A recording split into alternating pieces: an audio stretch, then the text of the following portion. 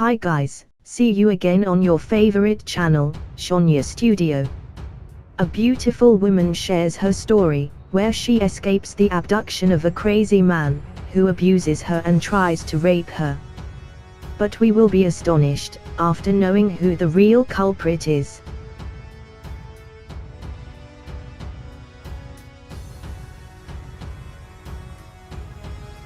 A beautiful woman named Erin Orcutt, who was 24 years old, when it happened, was an employee who worked at the Ontario Mills Mall, as a cocktail waitress at Dave and Buster's restaurant. She has a 4-year-old son from her ex-husband. While Erin and her son still live with their mother and stepfather, which is only about 30 minutes from where she works. Erin loves her only son very much, and always spends time with her son when she is not working. On a Saturday in early April 2010, the restaurant where Erin worked was empty, so Erin, who had been working since the morning, had the opportunity to go home earlier than usual.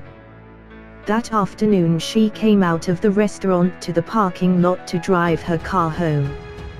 But something bad has just begun. Erin, who was getting ready to enter her car, was approached by a man from the front door next to her, who told her to get into her car. At first Erin thought it was a co-worker making a joke, but she realized that the man was a stranger with malicious intent. After he saw the gun pointed at her face. Actually, the parking lot was rarely empty, but because the restaurant was quiet that afternoon, the parking lot was empty, so Erin couldn't scream for help. Behind the stranger was another man, who seemed to be his friend. Erin, who was very worried, then had to follow the stranger's words. She thought that if she tried to run away he would shoot her. The stranger then told Erin to drive her own car, and they left, leaving the other man in the parking lot alone. Erin attempts to negotiate with her captors by offering her a car in order to free her. But the kidnapper did not heed Erin's offer. Erin, who grew up in Ontario, knows some of the places where the police usually gather to patrol, so Erin tries to drive her car to those places. When her abductor told Erin to stop, Erin then drove her car to a restaurant where the police always hung out. But unfortunately none of the police were there. The kidnapper then told Erin to go to a storage building. When they got there, Erin tried to think positively by assuming that the place was a safe place, and there was no way the kidnapper would do anything to her. Because there is a gas station, a restaurant, and a liquor store. But Erin's assumption turned out to be wrong. Erin's car window, which was too dark, prevented people from outside from being able to see inside Erin's car.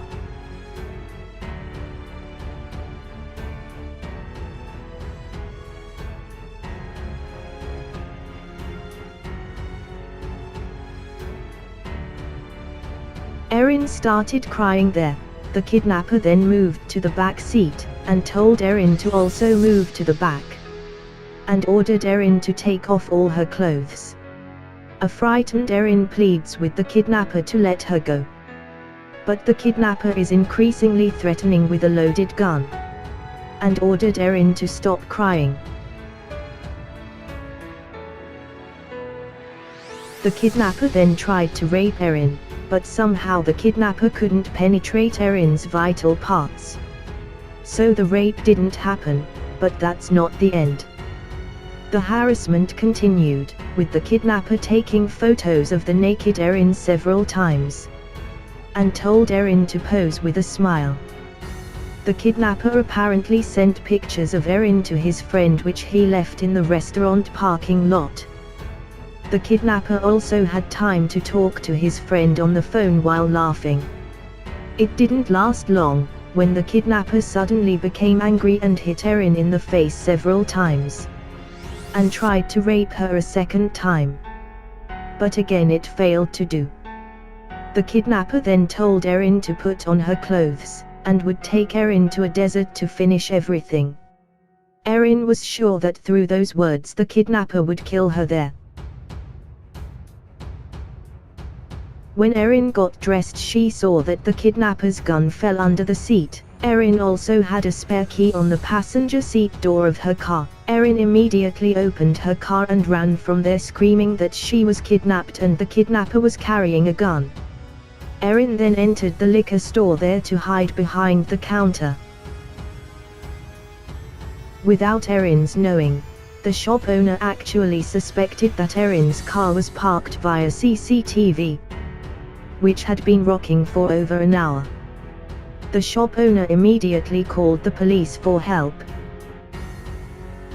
While parked, the kidnappers are frantically trying to escape using Erin's car, but Erin has a remote control that can turn off the car's engine from afar.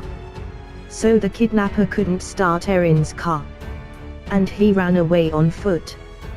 But the kidnapper turned out to be making a big mistake.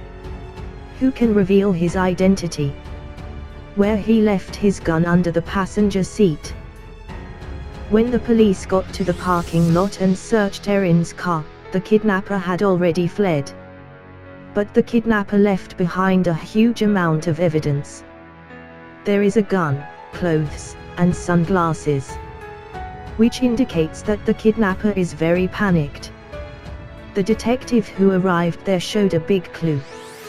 The gun left by the culprit has a name tag attached to it, and the detective recognized the name tag on the gun, where the name tagging technique is only used by the police department when a police officer lends a pistol to another police officer.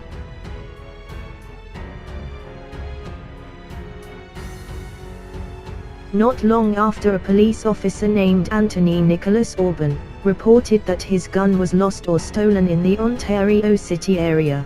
Detectives did not immediately believe the report of Officer Anthony, who lost his gun, instead linking the kidnapping to the police officer.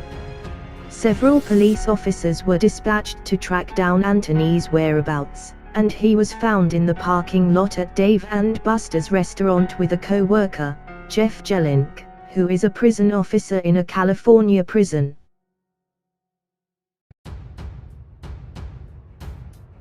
Anthony and Jeff were arrested by the police when Erin was taken by the police to describe the culprit. Erin's description is the same as that of Anthony and Jeff.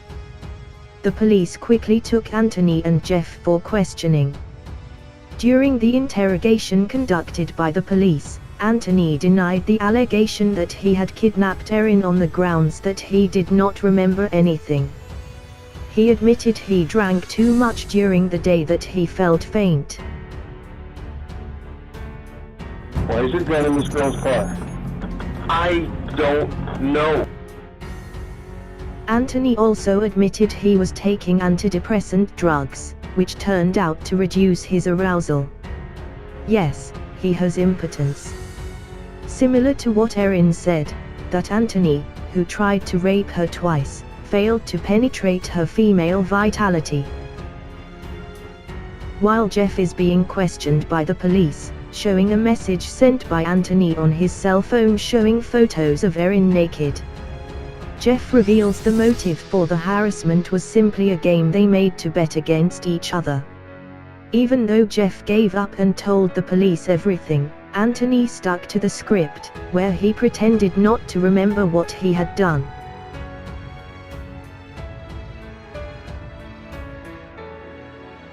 Yeah, Jeff, talk to Jeff a little bit more. He's not losing his whole career for you. What? I don't remember anything. He didn't remember anything either, but all of a sudden now they're sitting in the I don't remember anything. Anthony Nicholas Orban, known as an Army veteran, who had served in Iraq a few years ago, after Anthony was repatriated back to America, he experienced post-traumatic stress and had to take antidepressant drugs to overcome his disorder. Anthony was assigned to be a member of the police force, and the most surprising thing, when he tried to rape Erin, he was on duty as a detective who handled cases of sexual assault and rape. Anthony still insisted on denying everything that was alleged. He instead blamed antidepressant drugs that triggered him to carry out the attack on Erin.